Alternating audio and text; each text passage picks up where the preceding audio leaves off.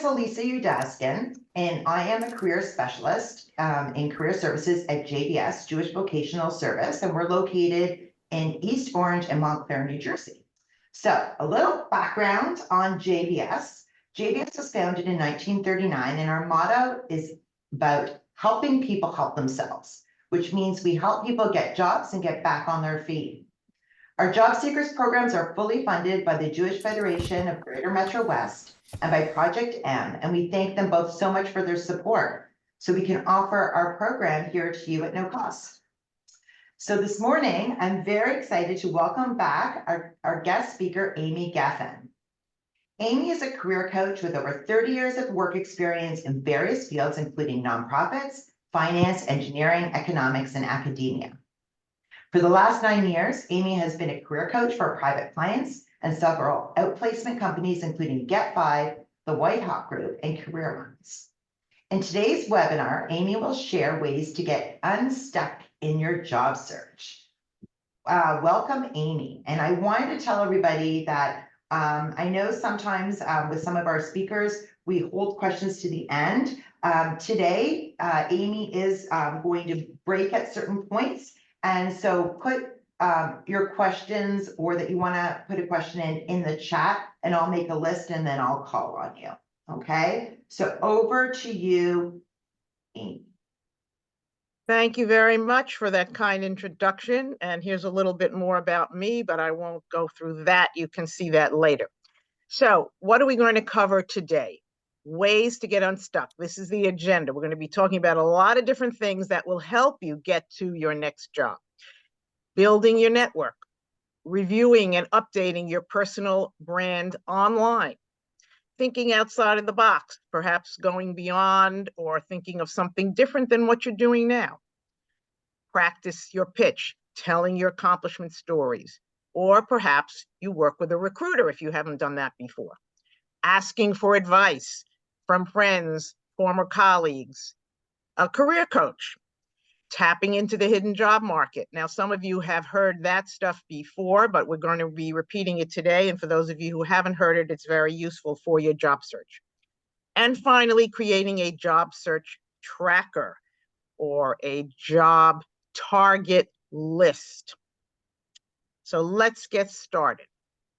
Building your network. We're going to start with that because of all the ways to find a job, and there are only 4 ways to find a job, using your network is the most successful way. According to Forbes, over 80% of job seekers get a job through their network. So who's in your network? Your family, your friends, your coworkers, former coworkers. If you've had several jobs, you know people from each of your jobs. Former supervisors or immediate managers. And in your personal network, an accountant, a CPA, an attorney, a hairdresser, a trainer at the gym, a dog walker. Everyone you know has his or her own network. And even if that person doesn't do what you do and is not in your industry, that person knows 100 to 200 people whom they can introduce you to. Some of the ways to expand your network, and we're going to go through each of these: professional association, alumni association, a club, if you have a hobby or an interest that you share with other people, doing volunteer work, or joining a civic or religious organization. What I recommend to all my clients is that you want to expand your network, connect to 5 new people every week. Because if you've been searching for a job for a while, you've gone through all your personal connections. So now what do? You need to expand them.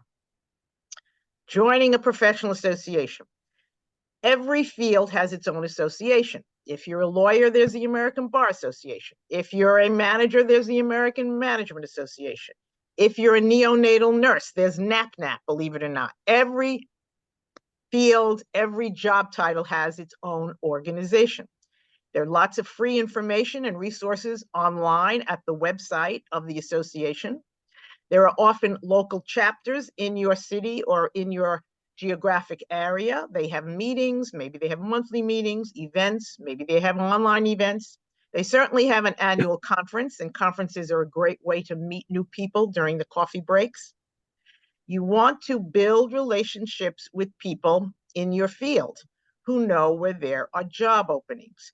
So I worked in association management, and I belong to the New York Society of Association Executives. And when I did lose the job 10 years ago, the only job I actually ever lost, I worked my network, and one of the women in the group worked in a recruiting company, Professionals for Nonprofits, PNP, and I got 2 interim positions until I found a full-time position. Joining an alumni association. The picture on the right happens to be Borough Manhattan Community College, but any school that you have attended, whether it's your high school, a college, a graduate school, a certification program, most colleges and high schools will have a profile on LinkedIn. I'm not talking about their regular website, I'm talking about their LinkedIn profile. And you can connect to people who have graduated from your school, who are 5 or 10 years older than you or 5 or 10 years younger than you. You can connect by alumni, year of graduation, city in which they live in, major subject which they studied, and the company.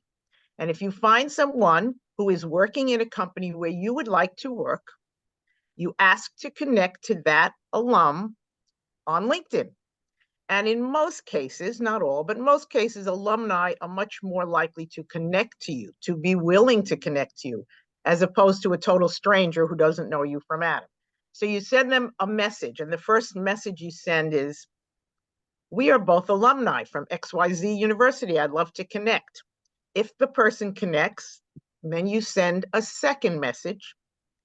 And in your second message, you say, I would love to get your career advice, learn more about you, your career. Do you have 10 minutes to chat?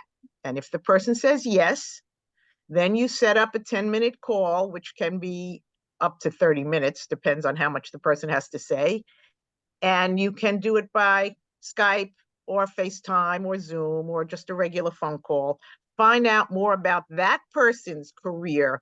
What do they do on their job? What are their responsibilities? What advice can they give you before you start talking about yourself? Join a group to pursue your hobby. What's your passion? Is it sports, bowling, golf, tennis, pickleball? That's the latest.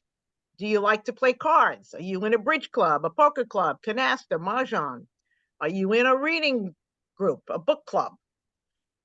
Art, do you do art? Do you go to classes? Do you meet other people? Do you do photography, gardening? Pursue your passion outside of your job and join a group that does the same thing that you like to do. Again, everyone has his or her own network, 100 to 200 people. And when you share a passion with someone, you're there in the same place at the same time doing what you love to do. And so that gives you the opening to get to know someone. So volunteering is very important. You can help out in the local food pantry, or you can help kids learn English as a second language, or you can help get out the vote, clean up your local park. Why is volunteering important? First of all, you can follow a passion. You're helping other people. Second of all, you're using a skill, whether it's communication skills or other skills. And thirdly, and most importantly, you can use volunteer work to help fill a gap in your unemployment on your resume. I want to talk a little bit about the Taproot Foundation. If those of you are in nonprofits, you may have heard of it. If you're not, the Taproot Foundation is a nonprofit organization that helps other nonprofits by providing them with consultants. Now, when I was out of work, I was a consultant, unpaid, for Taproot, and I worked on 3 different projects. One project was helping the Museo del Barrio to recruit their board members, to come up with a strategic plan. How were they going to recruit board members? A second project I worked on was with the Downtown Community TV. It's a small TV station, and helping them write a strategic plan. And the third project was with an MBA organization for women to help them expand. How are they going to recruit more members to their organization? So Taproot is always looking for people with skills, marketing skills, strategic planning skills. And you can see them online. They put out requests for consultants to work on these projects. You won't get paid, but you will be using your skills, working with another organization. And once again, you can use that work, that consulting gig on your resume to fill a gap. Joining a civic or religious organization. You've heard of the Elks, the Masons, the Lions clubs. There's all sorts of clubs out there for people. And there are all sorts of religious organizations, and maybe you're religious and maybe you're not religious, but you can meet people with similar backgrounds and get to know them. You can join a committee, you can get on the board, you can collect clothes and sneakers for people, you can do a midnight run and hand out the clothes and the shoes to the homeless people who are on the street. There's lots of things that you can do if you join one of these organizations. And once again, you get to meet people who share your passion, and you schedule a one-to-one. That's a one-on-one individual meeting, whether it's a live coffee, a phone call, a FaceTime. You want to get to know people. Who are they? What are they like? And then you tell them about yourself. And then after you get to know them, then you can ask for introductions to other people. You have to follow up. It's not good enough just to meet someone once. You need to follow up with an email. You need to stay in touch every 4 to 6 weeks, share some news, send them an article that you read that may be relevant, tell them what you're doing for your job search that may be relevant. You have to build a relationship. It's the difference between fishing and farming. When you go fishing, you catch a fish or 2 or 3 for the day. When you farm, you take a long time, over a period of time, to cultivate your plants. And this is like cultivating a relationship with someone. It does take time. All right, I'm going to stop here briefly to see if there are any questions about the ways that you can build your network. So Amy, I actually have a few things that I wanted to share to build on with what you said. The first one is, to acknowledge that when you're in job search mode and you've been doing it for a long time or even a short time, it's very lonely. It can be very lonely. You could not have lots of time in your days. And to what Amy was saying is you may have, the same people you've sort of like tapped out with, and you sit there going, what do I do? And it can get very sort of depressing. So one of the ways to get unstuck, as Amy is saying, is to energize yourself by meeting new people. And these are all the different ways that Amy suggested about meeting new people. I just wanted to stress the benefit of trying to give yourself a goal of how many people a week that you want to reach out to meet new people, and how it can really help with your job search and also with your mental health. The second thing to add on to that is something that I'm telling people more to do because I'm realizing to do that, which is how do you meet new people? Amy was telling all these things, but when you go back to LinkedIn, and this is what I wanted to talk about. So you meet people at the church, at the synagogue, at the pickleball, things like this. So many of these places have their own page on LinkedIn. So anything you're doing for volunteering, whether it be Taproot, whether it be anything that has its own page on LinkedIn, you want to make sure when you're updating it on your LinkedIn page to pick their page, because then you will, with the algorithms, find other people when you're doing the search, and you're starting to build your network and it's actually coming to you. So it's really important to, when you're putting in your LinkedIn, all the past companies and work history, as well as the organizations that you were volunteering with, even if you did Red Cross, like I did a Singapore Red Cross certificate. So I put the page from Singapore Red Cross on there. The other thing is when you were talking, Amy, about the schools, alumni associations, something that I started doing is, I didn't go to New York either. Nobody knows the schools I went to because I went in Toronto and in Canada, but okay. So let's say I went to McGill, but I didn't. I went to a better school, but anyway. So let's say I went to McGill. I would pick the McGill page when I put in my education, but then there is another page, or it could be actually a group on LinkedIn. So there's an alumni, you're on LinkedIn, you put in alumni McGill or McGill alumni. There's a page, but there's also probably a group, and you have to request to join the group. And then they usually, like, as long as your LinkedIn looks professional, they'll accept you. So I just want to add on some really tangible things that when you get off this webinar, go to your LinkedIn and update everything, guys. And then you're going to be able to create a list of people you want to reach out to meet next week. Okay, thank you, Amy. Thank you, Elisa. Very good information. So how are you going to get meetings? Let's say there's a new person that you've met on LinkedIn or through someplace else. You can get introduced to people from one of your contacts. You've got your list of everyone you know already. You can ask them, well, who can they introduce you to? That's one way to meet someone new, get an introduction.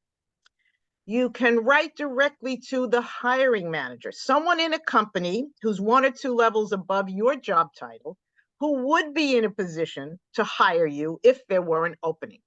Now, why do we suggest this is the second best way to find a job, is writing directly to a hiring manager, not human resources, unless you work in human resources. Why? Because the hiring manager knows months in advance that there will be an opening in his or her department. Why? Someone is leaving, someone's getting a promotion, someone is going to be fired, they're opening a new office, they have a new client. There are many reasons to hire a new person. So when you contact the hiring manager and you're asking for a meeting, you don't know if there's an opening, but that person knows well in advance of putting that advertisement online that there is an opening. You have to be careful of answering ads online because that is a legal requirement for many companies, and often they've already chosen the person even before the ad goes on. And then you follow up with an email. You get a meeting, you follow up with a phone call, and then you try to get the meeting. So let's say you call, you sent an email, and now you're calling because you're trying to get a meeting. If the person isn't there and an administrative assistant answers. Now, someone once told me, well, no one has administrative assistants. Not true. Some people still do. If they do, you just say, oh, when will Mr. or Ms. So-and-so be back in the office? This is about an email I sent. This person's expecting my call. And if the person doesn't have an admin and there's a voicemail message, you're better off trying to call again, either early in the morning before 9 a.m. or later in the day after 5 p.m. Because if you keep calling and leave messages, then it looks like you're spamming them. It looks like you're stalking them.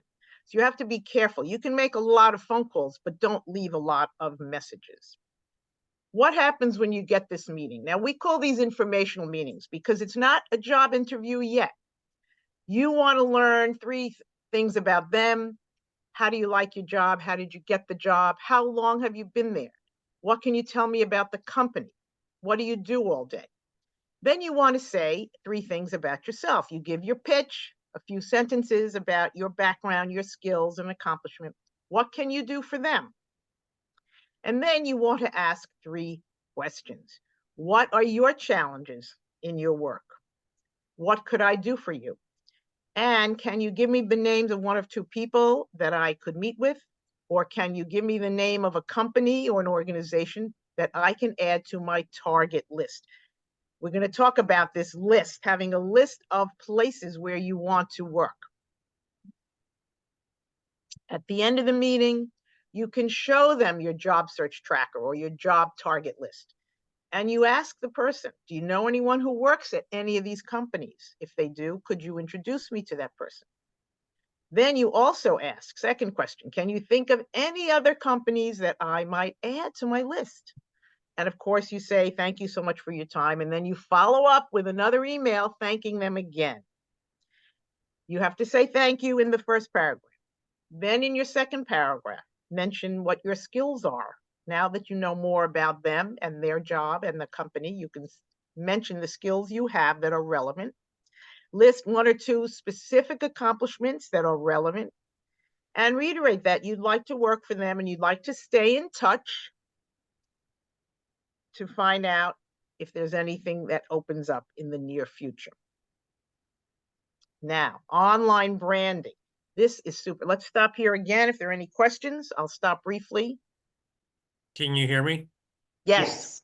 Thank you. Okay, so I just want to know is like, I've been talking to a lot of people lately. Is it just me, or are so many people nowadays struggling to find a job? Because I know we're post-COVID and all that, but is something just missing here, or what do you think? The job market is not great right now, okay? Depending on the field you're in. Some fields always need people. Hospitality is now on the upswing. During COVID, of course, they laid off a lot of people, but now hospitality, restaurants, hotels is on the upswing. Medical field is on the upswing. Technology, it depends. Some people are getting laid off and some people are getting hired. So really it depends on your job title and the field that you're in. Now, you need to do some research and figure out, well, which industries are hiring, and maybe you can do a similar job and transfer your skills to a different industry if your industry is not hiring. So yeah, that's part of it. A lot of my clients have been looking for a long time, and the older you get, I'm sorry to say, the harder it is. That's another webinar that I do on overcoming ageism. But I would agree with you, the market is tight in certain fields, in certain industries. Other questions? Yeah, so thank you. That was a great answer also, and thank you for that question. Kim, not that I should be like qualifying saying it was good or a bad question. All the questions are good. Okay. Kim, and then Karen, and then we'll proceed with the presentation. So Kim? Hey, yes, good morning. Thank you, Amy. Good morning.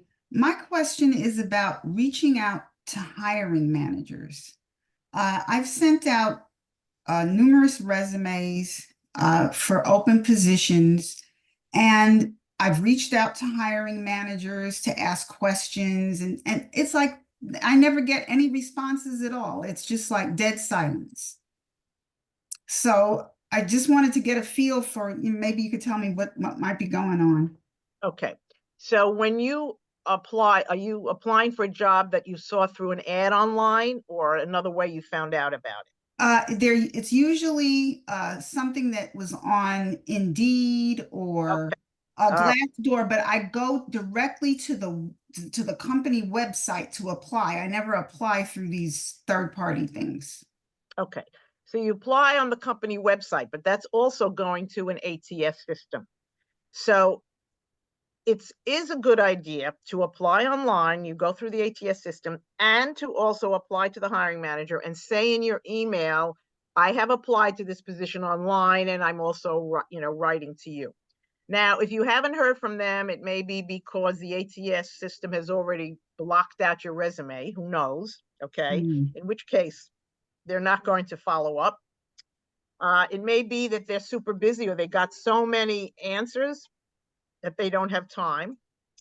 But what are you saying in your cover letter? When you write a cover letter to this hiring manager, it should be the same cover letter that you use to apply for the job. Okay. So you're really sending it twice. You're sending it online with a cover letter in your resume, and then you're sending the same cover in an email to the hiring manager in a resume. So what have you been sending to the hiring manager? I haven't been sending them, and I've been just writing a message on LinkedIn. So that's probably my problem. No, okay. Don't write a message.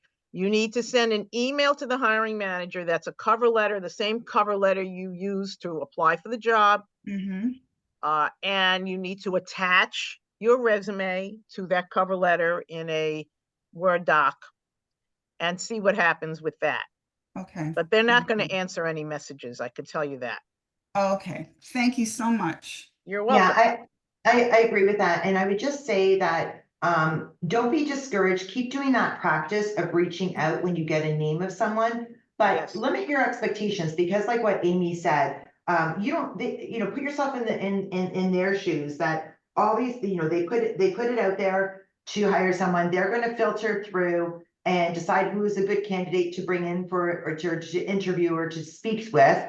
But you have a better chance of standing out if you do follow up, if you can get that name to reach out, and exactly what Amy said, add your resume and your the job posting, exactly the name and your thing. So don't be discouraged, but just manage your expectations.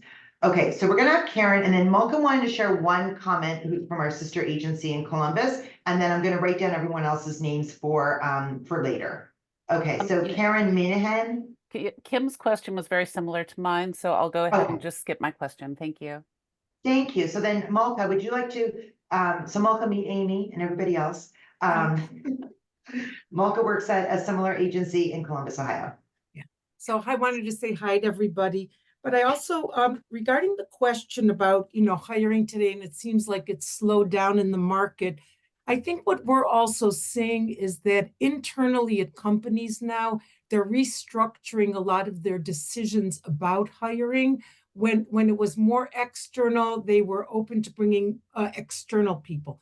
Then after COVID, it's gone to a little bit more, let's bring people back, let's do this internally so we have better retention. So the reason that I'm sharing this is only because that it can seem a very rattled market, which this is what we hear. And a lot of times this is what the headlines say. I totally agree with Amy, but also we need to keep in mind that we shouldn't be down about it or angry about it. Rather, we just have to find more creative ways of getting to these people. That's number one. And number two, to have a little bit of forgiveness in our heart, because internally, what's happening at companies now is this constant rethinking, reinventing and rethinking as to how they're going to make sure that they stay alive and well. So I just wanted to share that and thank everybody for coming. And also the whole thing about ghosting when you don't hear back. Remember, some people leave their jobs, but they don't tell you. Sometimes they do internal restructuring. They don't tell you. So keep doing it. You can be a nudge. You can be a nudge. Thank you. I appreciate it. Thank you for that. I agree. So let's move on, and then we'll take the other questions in a bit. Your online branding. Now, when we talk about branding, we include your pitch, your cover letter, your resume, and LinkedIn.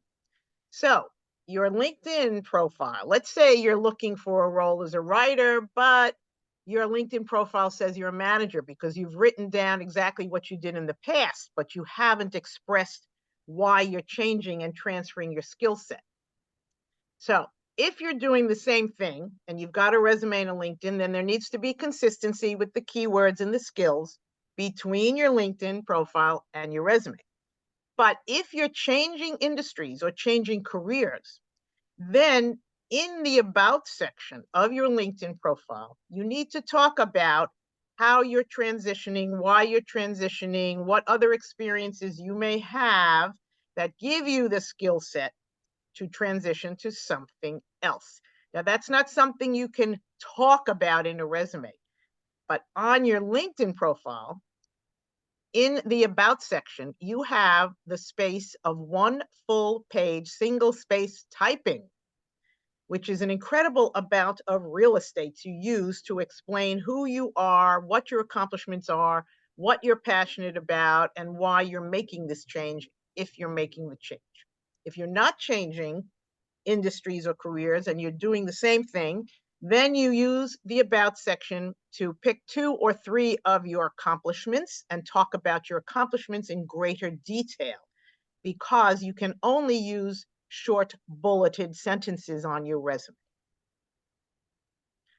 Include in the heading of your LinkedIn profile has 220 characters. That's a lot of space. You can put in a lot of key skills or job titles. Accomplishments. You should talk about your accomplishments in the About section. And you can put it under the experience as well. Recommendations. This is extremely important. Years ago on resumes, we used to have to include references. Well, we don't do that any longer. On the LinkedIn profile, however, you do want 4 to 5 recommendations from people who know your work very well. Those people might include a former immediate supervisor, a former team member, a former staff person with whom you worked from a different department.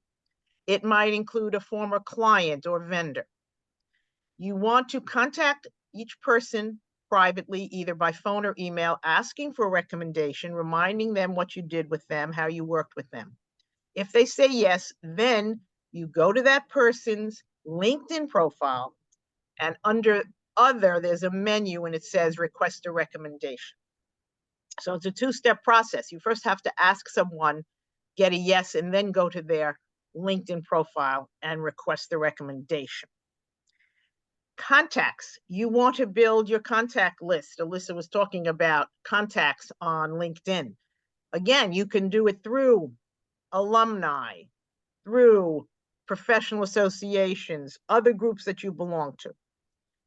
And you want to be consistent with the dates and the information in your resume and LinkedIn profile, because you can be sure when you send a resume, if someone's interested in you, that person is going to look at your LinkedIn profile, and you don't want there to be distinctions between the dates or the names of the companies or the job titles you had. Thinking outside the box. All right, so this is another way to get unstuck. Maybe you do want to try something new. If you've been in the same job or the same industry for 20 years, maybe you're tired of that. You've had it. You want to do something different. Consider freelancing, volunteering to get your foot in the door. Consider a remote job or a hybrid remote that expands your geographical search. Because if you're living in a particular area, whether it's Essex County or Pittsburgh or Philly or the New York metro area, if you expand your geographic area, then you'll have more access to more openings. Can you transfer your skills? Can you pivot? Apply your experience to a different field or a different job title. Now, when you transfer to a different industry, they'll always say, well, you haven't been in pharmaceuticals. What do you know about pharmaceuticals, or whatever the industry is?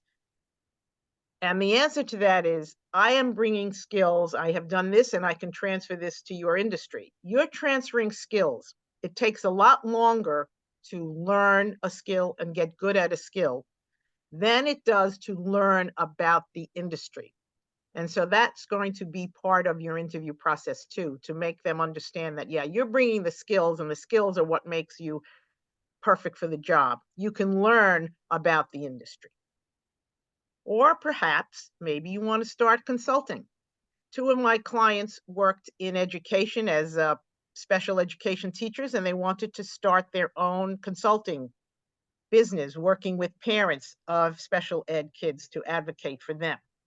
So what do you need to know if you're going to start your own business? First of all, think about, what are your best skills? What do you bring to the table? What advice are you going to be giving people? You can work with a mentor. You'll get a free mentor from SCORE. SCORE stands for Service Corps of Retired Executives. SCORE. You go online to their website and you can apply to get a mentor.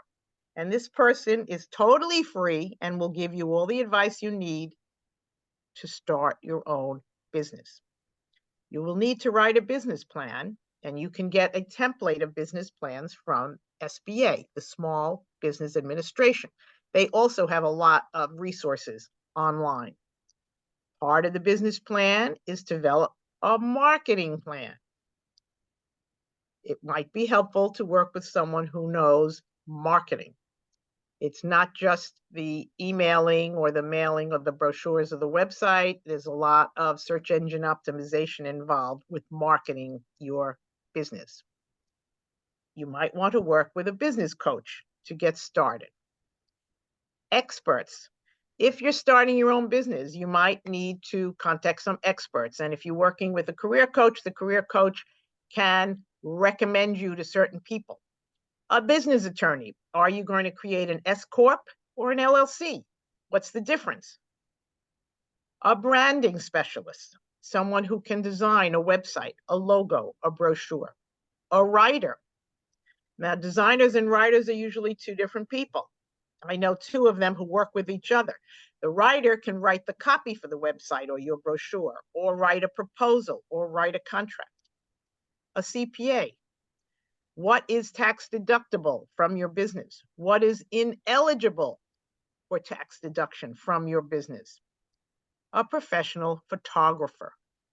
We all have photos of ourselves, and you need a professional photo on your LinkedIn profile. And certainly if you're running a business, you may want professional photographs of your products, your office, your services. So these are just some of the people who can help you start your business.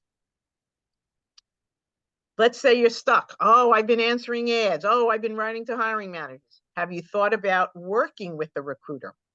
Now, hiring managers and recruiters are all on LinkedIn looking for people, for viable candidates. And you may have indeed been contacted by recruiters. One of my clients has gotten 4 interviews with 4 different places, having been contacted by a recruiter.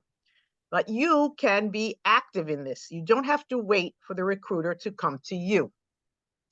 You might take a step back and say, well, how can I present myself to a recruiter to stand out from the crowd? Talk to people in your field, your colleagues, former colleagues, to find out, well, who are the recruiters in your field? You want to get a recommendation. You write directly to a recruiter, again, emphasizing your skills, your job target, an accomplishment or two. For example, if you're applying for a job in email marketing, you might include a sample email for them. Or if you have an online portfolio, you can include a link to the portfolio. Recruiters and managers are inundated with responses, but showing up with something unexpected, putting in extra effort is often what gets you an interview. So you want to work with a recruiter, because even if they don't have a job for you right now, they might have one in a couple of months.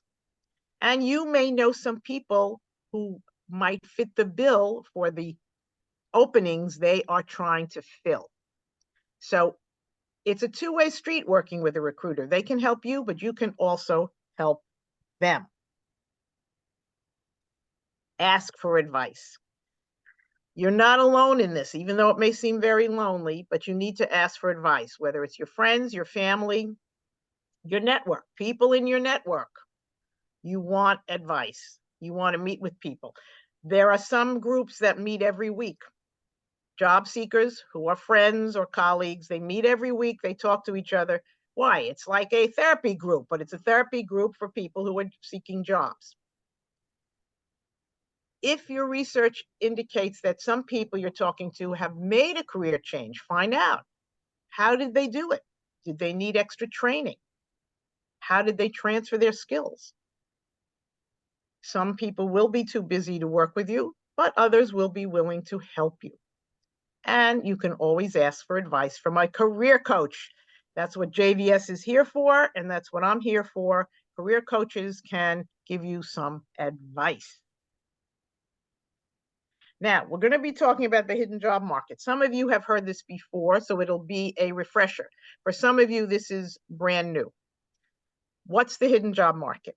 Okay, before we start with this, are there any other questions? Elisa, do you want to take a few questions now? Okay, let's do that.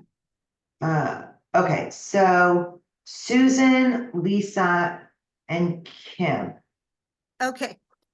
My question, Amy, specifically went to what you mentioned earlier about your program for ageism. I'd like to be a part when you do that again, because I have definitely experienced that. That's all I wanted to ask about. Oh, okay, sure. And Susan, so Amy did speak about this with us at JBS, and I'll send in the follow-up email, the link to the video, to the recording as well.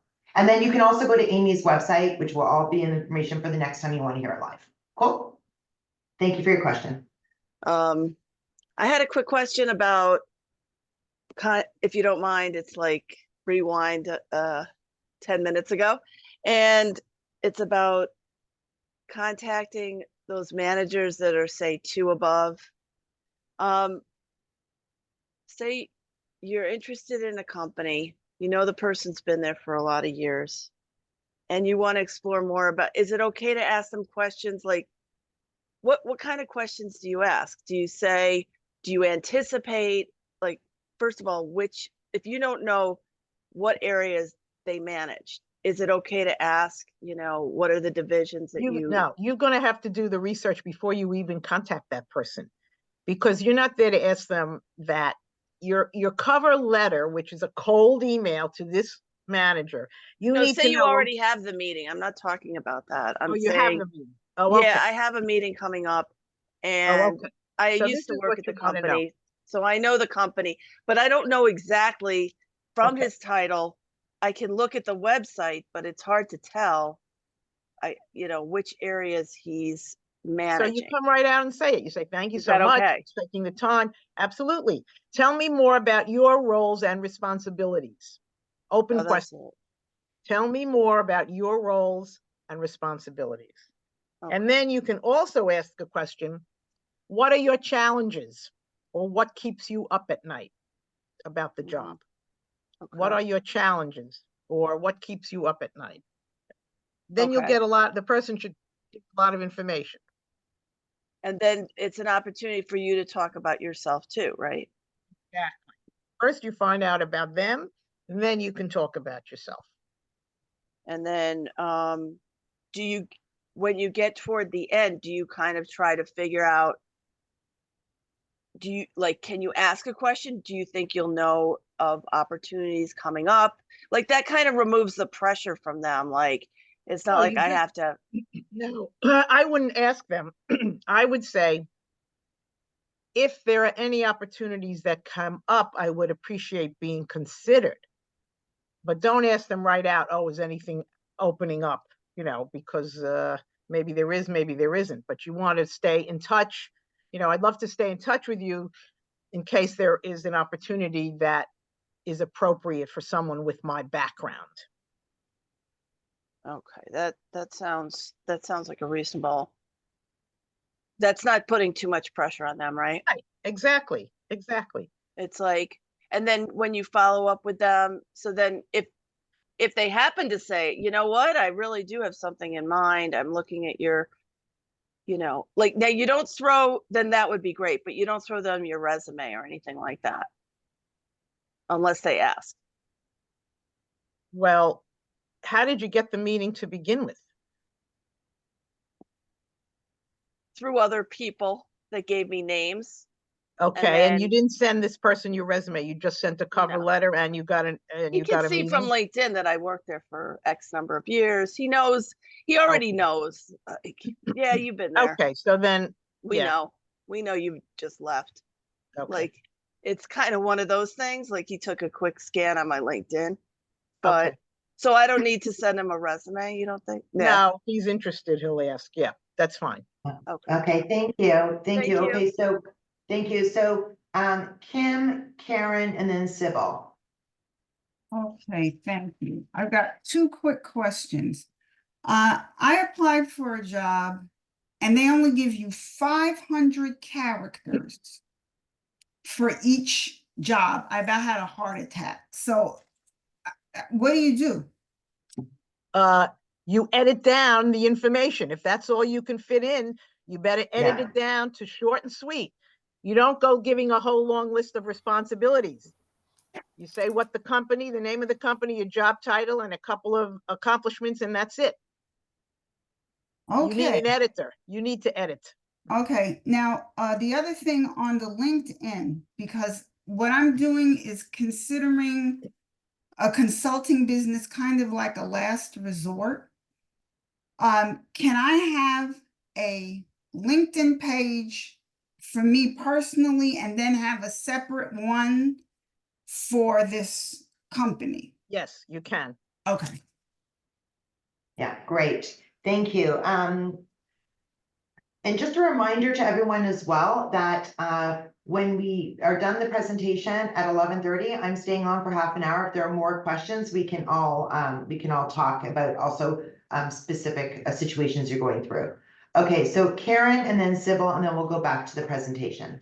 Thank you. So regarding the hidden job market, I think this one piece would really help clarify things for me. So in the world of hiring managers, like at hiring managers associations and meetings and their private LinkedIn groups, they're all aware and talking about the fact that they're just going to get these cold call resume and cover letters, and that's a feasible way for them to be hiring people.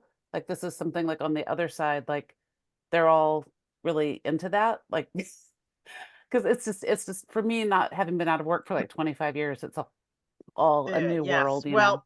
they're aware of it. Why? Because they like to get candidates who have been recommended to them. Mhm. So if you find out the name of someone because someone tells you about this person and that person knows, you want to establish that relationship. People hire people whom they know and trust through recommendations through current employees or past employees or people in their network. But what I'm talking about is the sending the resume and the cover letter, finding that email of a hiring manager and just cold Yeah. emailing them Yep, that's without what we're maybe even talking know about. anybody. Okay. That's what we're talking about. Okay. Absolutely. So on the hiring manager side, like that is like something people Well, know about and look. talk about and work on. So, okay. Thank you. You're welcome. Great. Okay, so Sybil, and then we will go back to the regular scheduled programming. Okay, I'm wondering if you know about like fake recruiters. I sometimes get bombarded by a bunch of people, either they say they're from the same agency or a number of agencies about the same position. They're usually people that are from hiring agencies. They have something on LinkedIn. I look at it, it looks real, but nothing ever comes of it. They'll ask for a lot of stuff. You know, they want me to send the resume. They want to know about me to sort of sign something about how much they're going to pay me. I don't know, but nothing comes of these things. I kind of stopped even answering the texts and the emails, but I get bombarded and I don't think they're real. Do you know anything about these kind of things and like how to filter them out? Well, just delete, or block them. If they're calling you, you block the phone numbers, you block the emails. What you can do is talk to people in your field and see if they know a recruiter who they trust, who you can work with. Don't waste your time with this stuff. Okay, it's a waste of Right. time. So, and I hear there's these like resume farming scams or something. Do you know anything about that? No, Where you send the resume and then they attach it to somebody else to get them no. hired. Don't send your resume to people you don't know. Right. Yeah. I mean, I quit doing that, but so there's a lot of people that I don't think are on the up and up. Yep. And It's like that in any field. You have to be very cautious. Okay, I'm going to interject here. One of our participants, Dean Archuk, who is a great participant who comes to our JBS JobSeekers, he gave a whole presentation on phishing on LinkedIn. So in the follow-up email that I send, Sybil, and for everyone else, I'm going to put the link in for that one. Really good topic. Okay, so I'll put that in there for you guys. And thanks, Dean. okay, thank you. Okay, Amy, go for it. All right. So what's the hidden job market? Those are the jobs that are not posted online. They're not advertised. And as I mentioned, the hiring manager knows months in advance that they will need to fill a position. Sometimes they're going to fire someone, or someone's going to quit, or someone's going to get a promotion, or they're adding a new position and they're opening a new office, or they have a new client long before the ad ever hits the internet. Therefore, you want to meet as many people in your field as possible so they get to know you and they think of you when they know there's going to be a job opening. So why do employers choose other means of advertising, not real advertising? It's cheaper. They get quality applicants from current employees. There's an opportunity for team building through referrals. And in some corporate cultures, Google, Facebook, there's a lot of pride in hiring a certain type of people.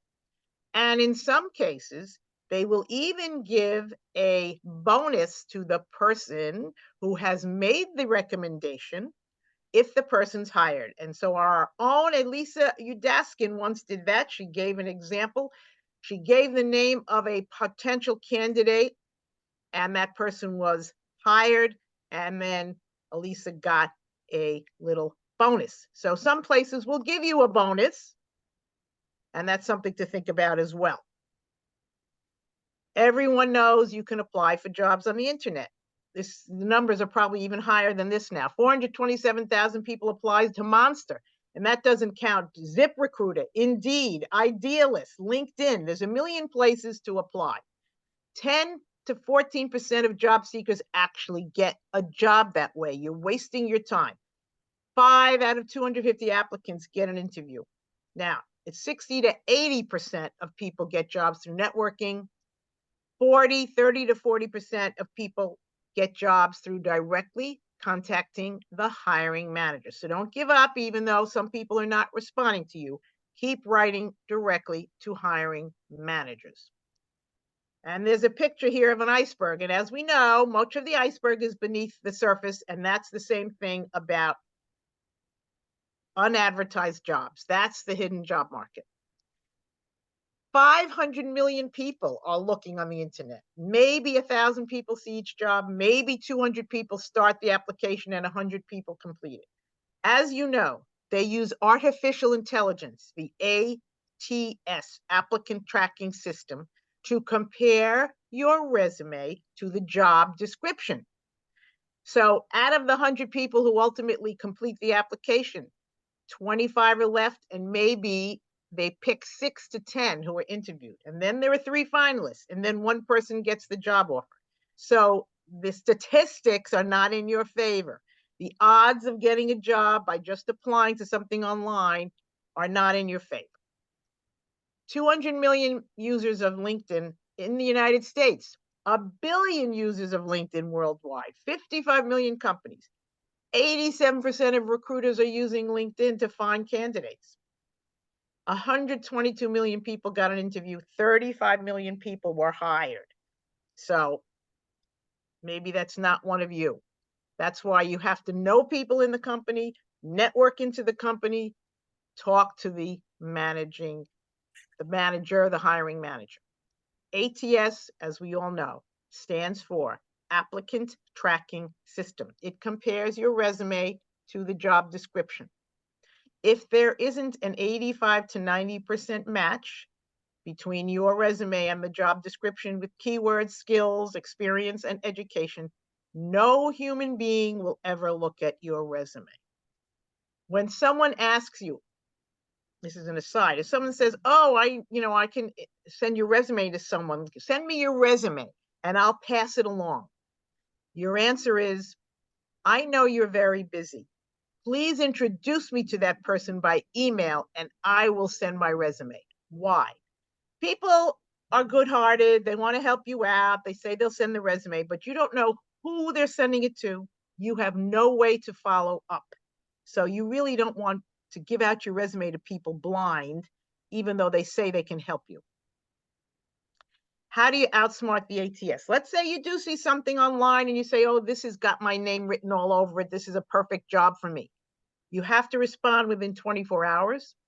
You have to use the exact words and key phrases from the job description.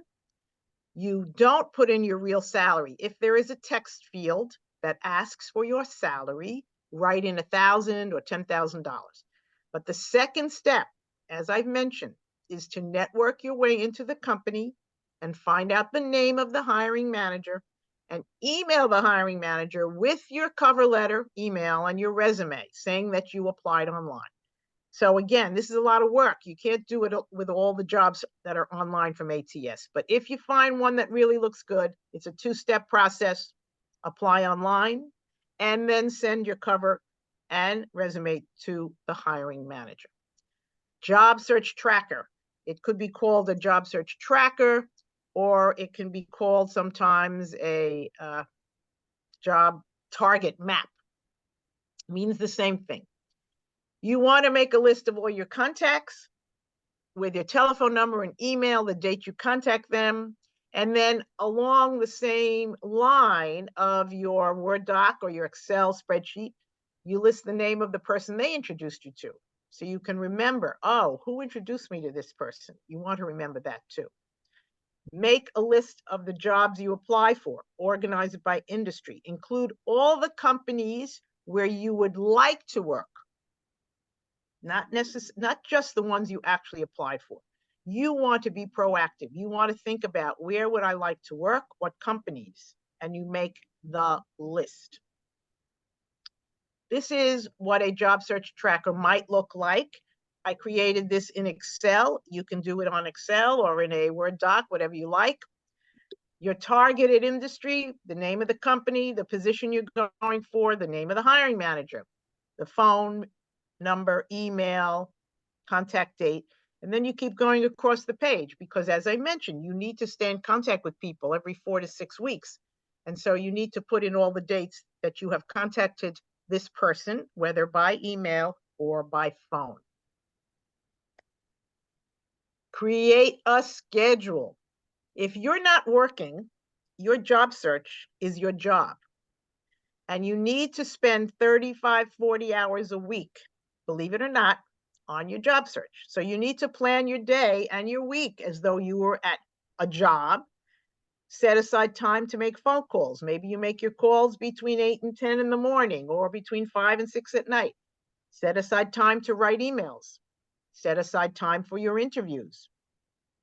Set aside time for the research, including online research and in-person information meetings. These are not the interviews. These are the meetings where you're researching and talking to someone in your field to learn about his or her background, roles and responsibilities, and their career track. So, what have we learned today? Build your network. 5 ways to build your network. Identify your online brand, your LinkedIn profile, your portfolio if you have one, your website if you have one. Work with a recruiter, but make sure you get a recommendation.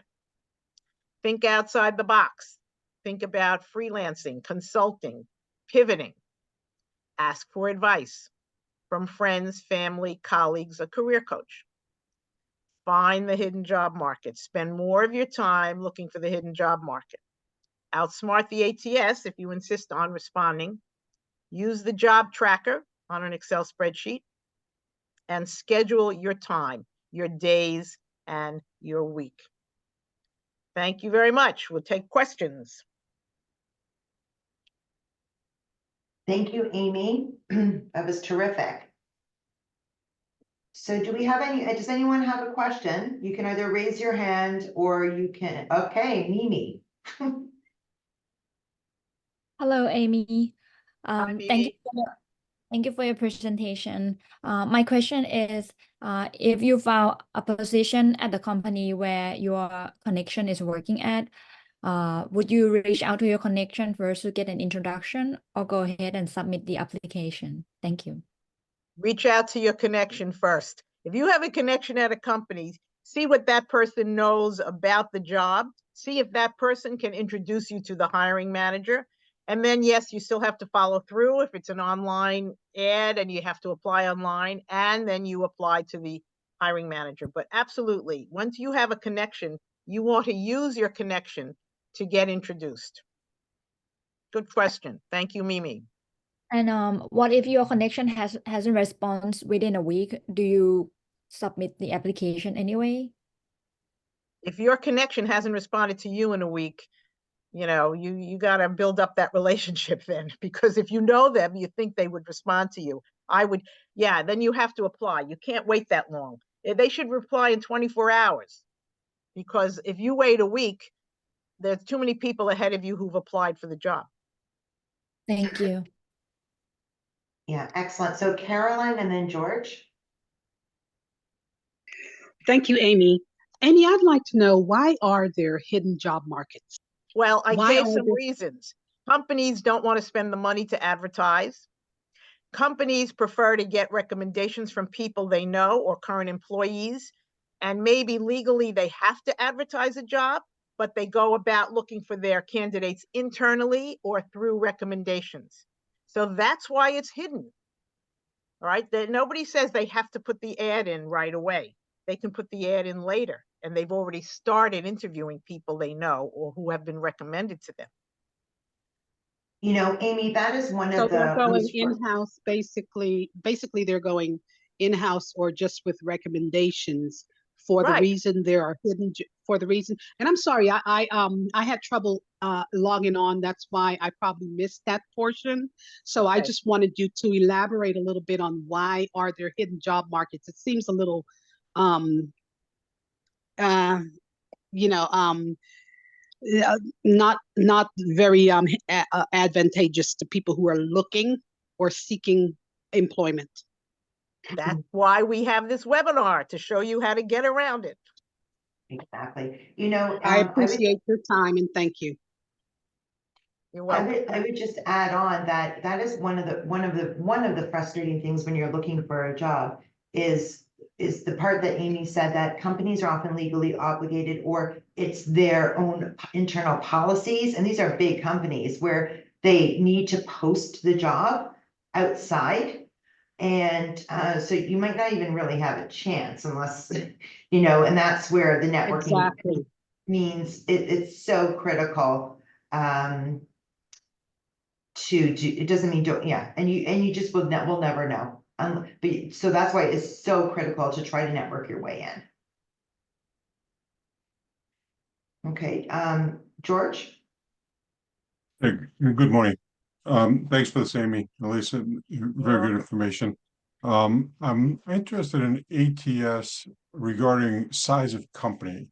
So I'm wondering what company size would start using ATS versus mid to small size companies. You know, you might be able to find good jobs in the small and mid-sized company market that you might not have to filter through ATS. I think any company that wants to pay for an ATS system can use it. You know, I don't think it matters, but yes, there probably are lots of jobs available in small to mid-sized companies. We're all thinking of the big, you know, top Fortune 100s or Fortune 500s. Yeah, you need to spread your wings and think out of the box and not just think of all the top companies, because you're going to have a lot of competition from those companies from other candidates. Thank you. There was a question. So a lot of people are putting things in the chat, but then answering for each other, which is wonderful. That's what we need to be doing. But one is I don't think it got answered, and I'm also very curious, which is does the ATS, we understand the ATS system tracks like the resume, but does it also track the cover letter? And do you need to make sure that your cover letter has those keywords? That's a good question. And some places don't even want cover letters. They don't even ask for one, but I tell all my clients to send one anyway. And yes, your cover letter should mirror, reiterate the key skills and key words that are in the job description. Because the more times you repeat the key words in your cover letter and the resume, it'll pop up higher, you know, when it does the connection. Okay, so you got nothing to lose by doing the work. Right. Okay, excellent. Are there any, Gabrielle, I saw that your name was up, but then it was off. So I don't know if your question was answered. A lot of people also, it was answered? No, I wanted to make a comment about what I've been experiencing about, you know, the jobs being posted. And sometimes I feel HR departments also repost the same jobs over and over again, just to keep us to justify their roles within the company. And then oftentimes I see that very same job. It seems like the role is filled 2 or 3 months later, it's the very exact same job. It's being posted again. I mean, if I was working in HR, I probably would be doing the same thing. So you know what again, I mean? Don't waste your time answering the ads, okay? Because it's a waste of time. Plus, they want to have candidates available. They may know something's going to open up. But the other thing is, you don't want to write to HR. HR is the guard. HR blocks you, okay? Unless your job is in human resources or talent acquisition, then you would have to write to HR. But for anyone else, whether they're in marketing or finance or analytics, you don't write to HR, period, finished, end. You write to the person who's in charge of the department where you want to work. Yeah, and I also experienced that HR's influence is very limited, especially those who do the phone screening. It's like, if you score an interview with a hiring manager and he or she, either they like you or they don't like you, and then they pass you on. And then at that point, I think HR is like, it's out of their hands. Let me tell you something about HR. I had an experience when I worked for the American Society of Mechanical Engineers. I had an opening in the education department. I was going to hire someone, and we got a bunch of resumes. We got 30 resumes, and HR screened them and sent me 3 people. I didn't like any of those people because HR doesn't know the details of the job. I went down to the HR department. I looked at those 30 resumes. I found several other resumes of people I wanted to interview, and I did, and I found someone and I hired her. Okay. So HR is just, it's a guard at the guard post. They don't know the details of every job.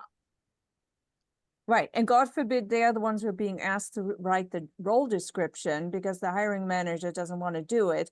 Then that doesn't help either, because then the role description just seems to be a skeleton and Right. not what the HR Exactly. manager is really looking for, which Yeah. then again turns into a waste of time for the candidate, because then the candidate can't really prepare for what's not mentioned in the role description. Does that make sense?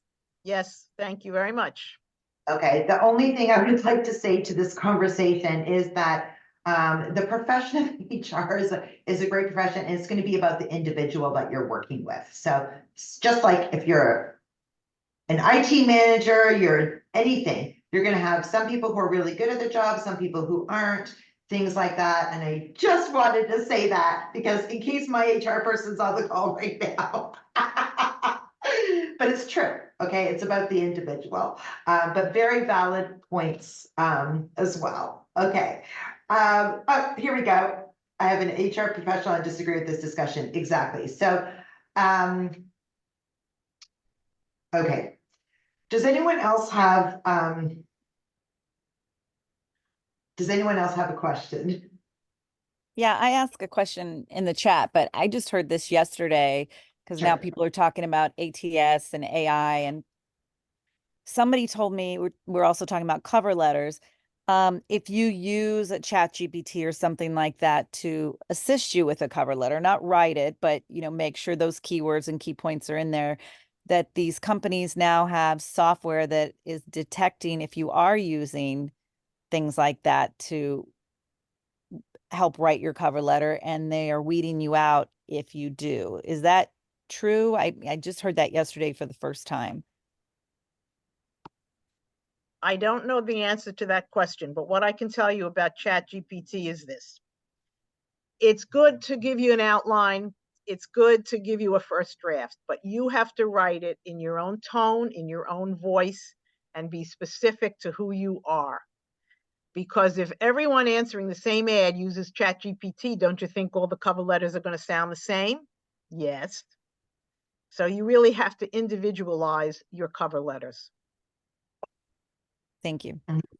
Yeah, and I would just add to that I completely agree. It's such a great start when you're sitting there going, I don't know how to start for your resume or for your cover letters, but absolutely never just take it and then just send it. I know I could go off on a whole tangent by worrying about my kids and my son in college doing the same thing. Hopefully he doesn't with this ChatGPT, but okay. Well, can I make a little comment there? Do you mind? Just to Okay, go ahead. piggyback. I was just going to say to the lady, make sure you put in, to avoid just getting a generic cover letter, you always want to put in, if you can, your background information. Can you write me a cover letter? Here's the job description based on my resume. Now, 50 other people aren't going to have your background.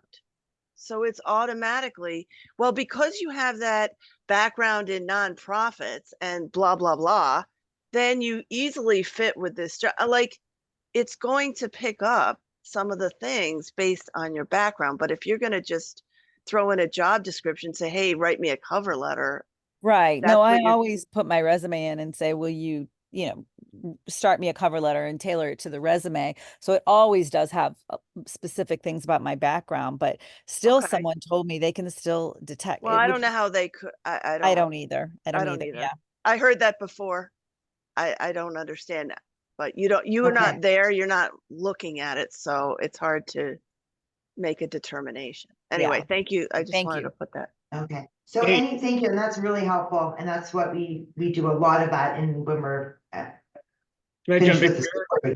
for a second? My name's Dan So White, former Microsoft executive who knows a lot about AI and ChatGPT, and want to echo the sentiment about using it as a tool, not just taking it and letting it vomit whatever it comes out with. But it is a very actually powerful tool, and the trick is to figure out how to prompt it to get what you want. So an example that I use for writing cover letters is that I actually say, I tell ChatGPT, I am looking to get this job. I paste in the entire job description into the ChatGPT, and then I say, and my resume is, and I paste in my resume or LinkedIn profile text, whichever one you use. And then I'd say, write a cover letter that matches my skills to the job description. You get a pretty robust outline that you could then, you must then, edit and manage yourself, but use the tool to its advantage. And so Daniel, we and for everyone else, we did a deep dive on ChatGPT, and our presenter had a leave behind of prompts, and so I'm also going to send that out after this call. So you know what, guys, I think what I'm going to do because our audience is broad, and so I'm going to stop the recording. Let me do my spiel for the ending. I'm going to stop recording, and we can stay on and ask questions, okay? So June, everybody stay on, but this is going to be edited out, what I'm just saying. So I want to thank you, Amy. Amy, thank you so much for delivering such a great, informative, interactive presentation for us today. And I want to thank our sponsors, the Jewish Federation of Greater MetroWest, as well as Project M, for generously sponsoring us so we could make this program free for everybody to attend. So the next one is going to be on Thursday, April 18th, and it is going to be the 1 Minute Me, also known as the elevator pitch. And our speakers are Malka Bendor and Elizabeth Enck, who are our friends from the JFS of Columbus, Ohio. It's going to be fantastic. So I wanted to thank everyone for attending, and thank you, Amy. Welcome.